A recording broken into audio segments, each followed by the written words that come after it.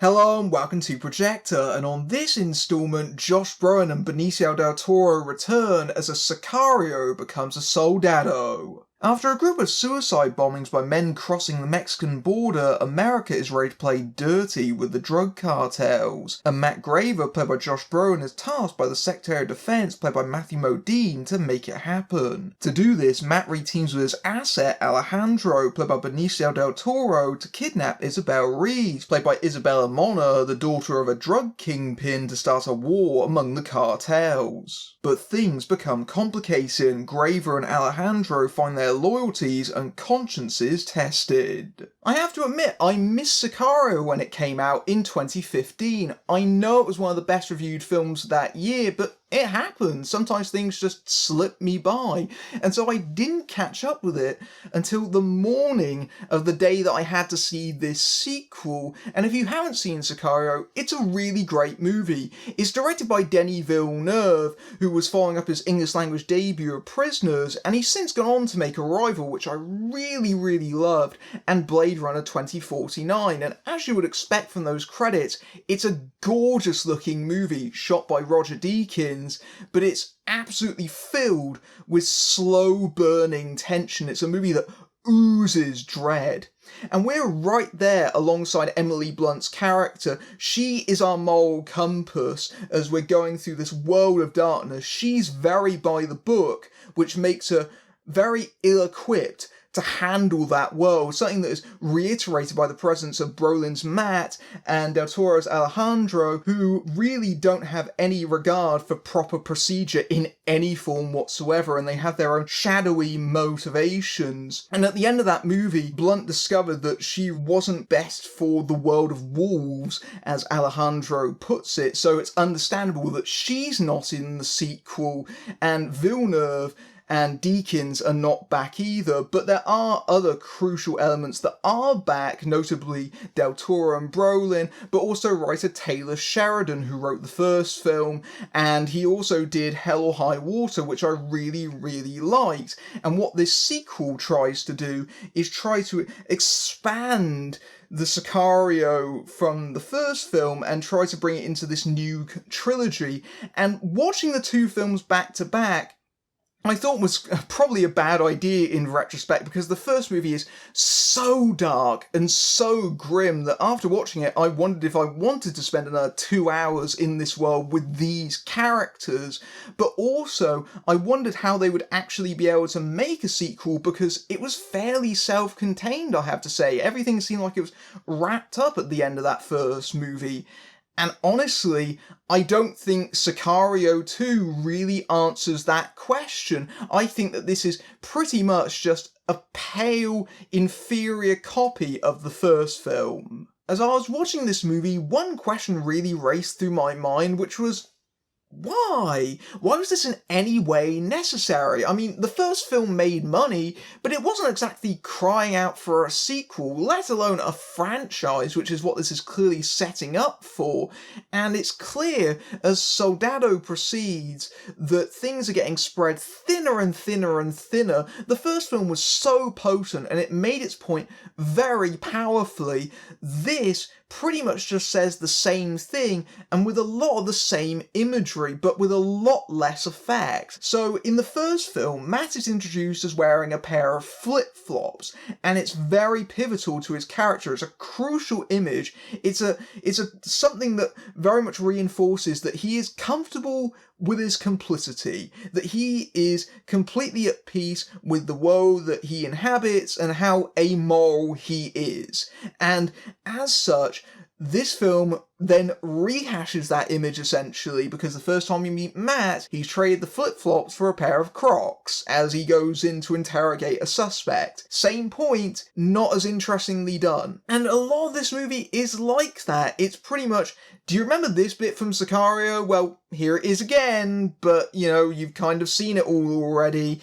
And I can understand what they were trying to do with it, because they were trying to use this as an opportunity to expand on the characters of Matt and Alejandro, who in the first film were actually on the periphery a lot of the time, by design, because you weren't supposed to really know what they were up to a lot of the time, because we were allied with Blunt's character, who didn't know herself, and so their machinations were very much kept off to the sidelines and only really became clear in the final moments of that film. In theory, the idea of giving those characters a bit more room to expand upon them could have been interesting, but actually, I think it's this film's major mistake, in my opinion, and that's not to put down Brolin or Del Toro. They really work well together. The scenes that they do have are fantastic, and I don't think the film would work as well as it does without either of them around. What shifting the focus onto these characters actually does is makes you aware that the reason that they were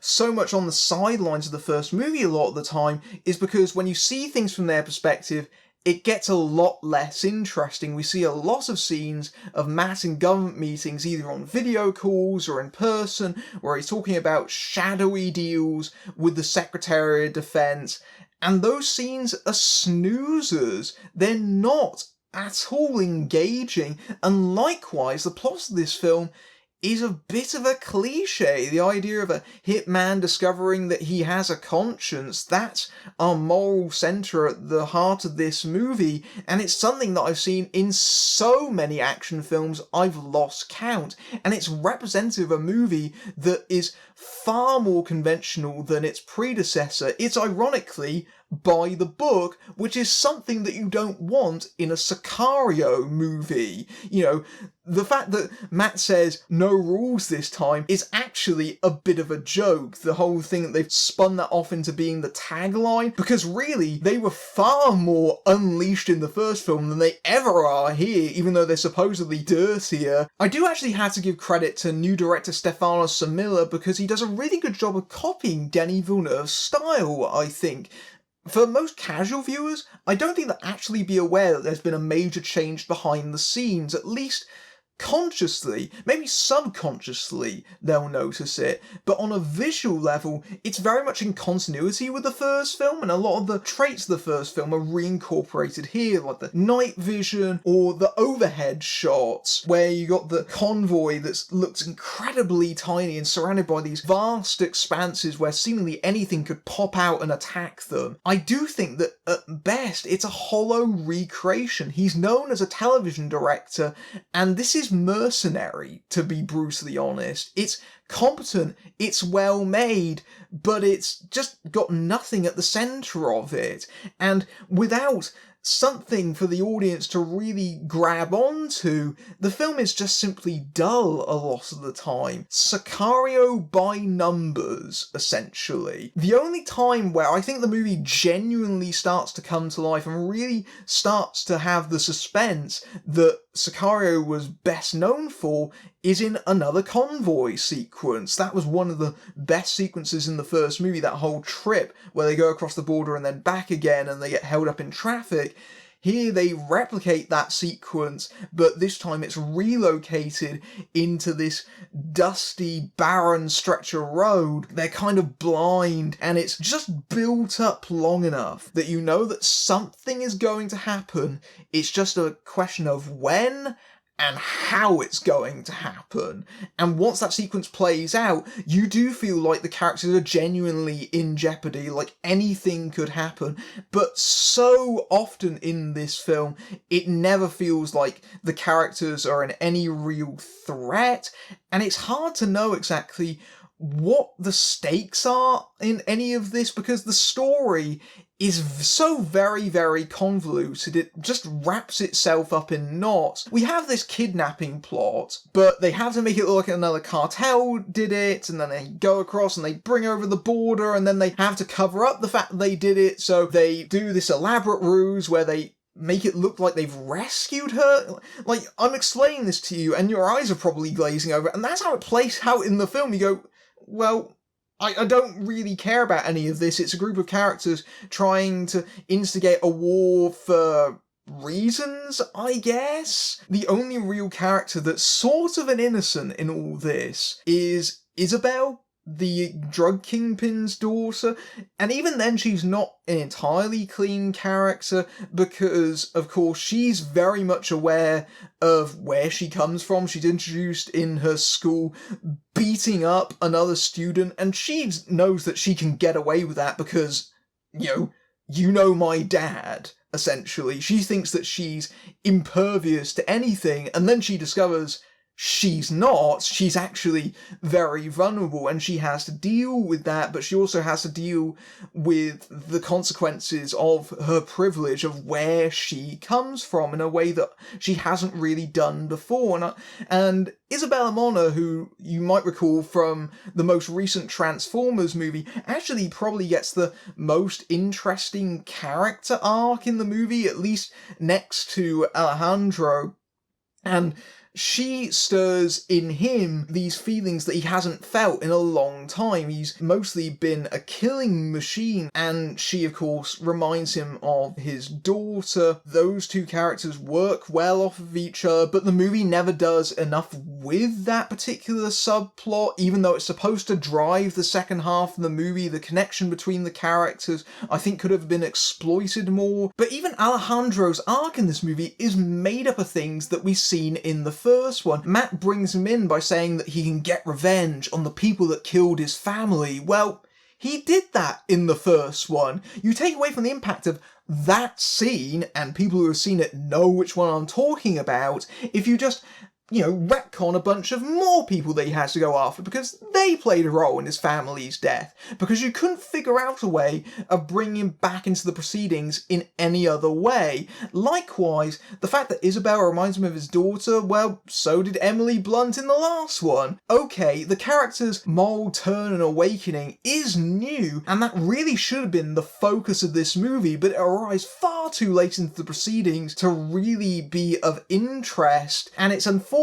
because it brings him into direct conflict with Matt, who himself is searching for the right way to handle this situation that they have both worked together to create, and now they have to deal with the consequences of.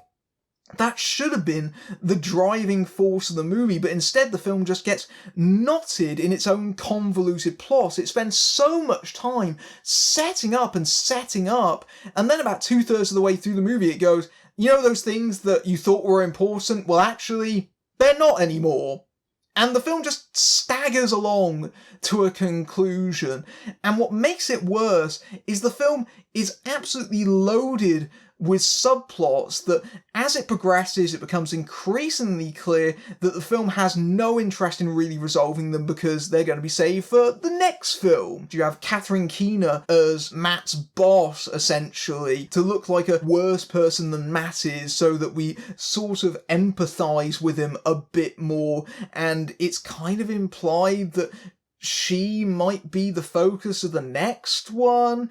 The fact that Isabel's dad never actually appears in the movie. He's so central to the plot, but he's an entirely off-screen figure, which I think is something that they were trying to be clever about, but it just, again, it makes you wonder why they're actually going to all this effort in the first place if we barely get a sense of the actual impact of what they're doing.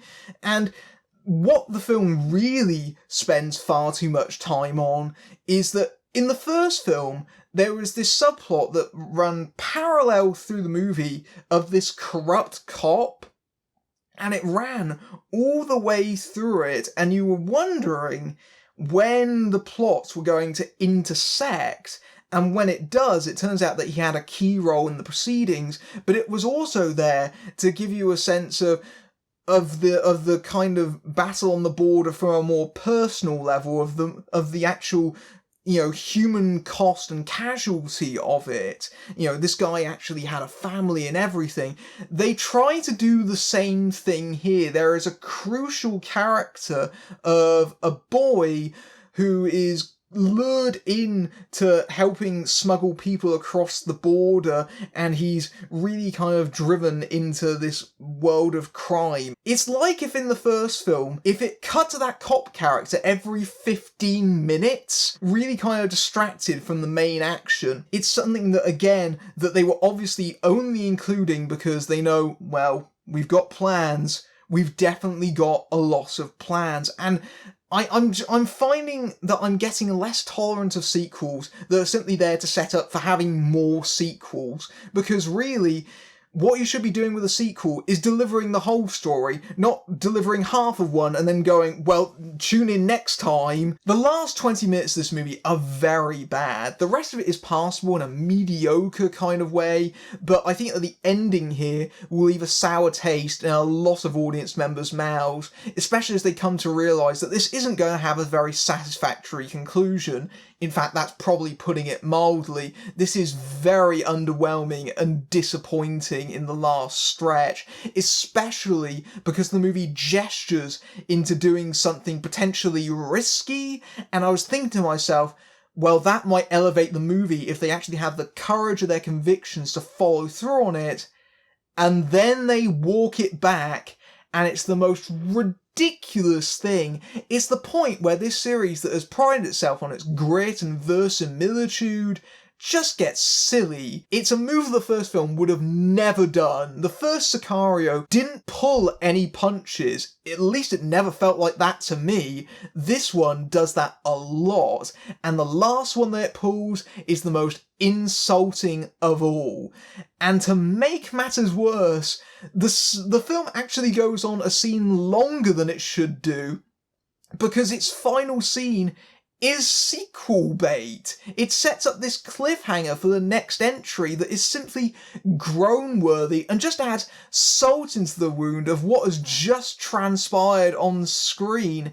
And you just think to yourself, why are you setting up another sequel when you ran out of gas halfway through this one and your ideas weren't particularly that good to begin with, unfortunately? Sicario 2 isn't terrible, not really, it just does not need to exist. Its sole purpose is to exploit a successful property just that little bit more, and otherwise has nothing new to say or offer, and is just simply going through the same things but duller and blander. If you want to revisit the world of Sicario, go watch the first one instead. And I know the first one set a very high bar, but this goes well below it. This is a very weak follow-up that is simply rote and disappointing. And quite frankly, it's very good evidence that sometimes maybe things just don't need sequels. You can have a one and done, guys. Sicario 2 is a wholly unnecessary attempt to spin this story out into a franchise when the first movie said everything it needed to, and this has very little to add. Although Brolin and Del Toro are still excellent in these roles, this feels like a tepid reheat of the original, and while new director Stefano Samilla does a decent job of approximating Denis Villeneuve's style visually, it's hugely lacking the tension of the first time around. Shifting the focus onto these shadowy, amoral characters makes them considerably less interesting and far more generic,